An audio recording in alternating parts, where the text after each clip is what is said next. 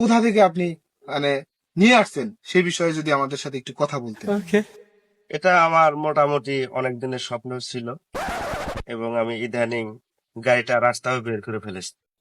আচ্ছা, না আপনার এই গাড়িটা সম্পর্কে জানা সেটা হলো যে এই যে এই জিনিসটা, তারপরে হচ্ছে এই যে এগুলা, তারপরে এগুলা, এই যে আপনার সিট কভারটা, তারপর বিশেষ কথা হচ্ছে আপনার এই জিনিসটা আসলে কি?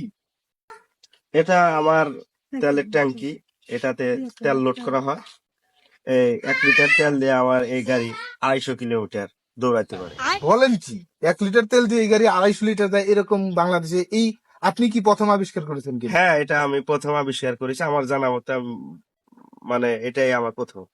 আচ্ছা, যাই হোক, বুঝলাম, কিন্তু আসলে এই যে জিনিসটা আপনি আসলে এটা কিভাবে আবিষ্কার করলেন, বা এটা মূলত কি, আপনাকে কি কোনো বিপদ থেকে রক্ষা করতে পারবে কিনা এটা? এটা আমার হেলমেট, বুঝতে পেরেছেন? এটা জি। খুব খুব হাঁটি জিনিস। আমি রাইস কুকারের থেকে খুলে আমার মাথার মাপে আমি হেলমেট বানাইছি। আচ্ছা, ঠিক আছে, কিন্তু এটার ভিতরে আসলে এগুলা কি? এগুলা এগুলা মনে করেন যে ফোম জাতীয় কিছু জিনিসপাতি দিয়ে মাথায় জানি আমার কোনো আঘাত না লাগে, এরকম কিছু আমি দিয়ে এটা আবিষ্কার না, না, করেছি। এখানে ফোম দেখতেছি না, আসলে এটা হচ্ছে আহ, তেনা, অথবা যেটাকে মানে বাংলা ভাষায় বলে কাপড়। হুম, হুম। সেটাই।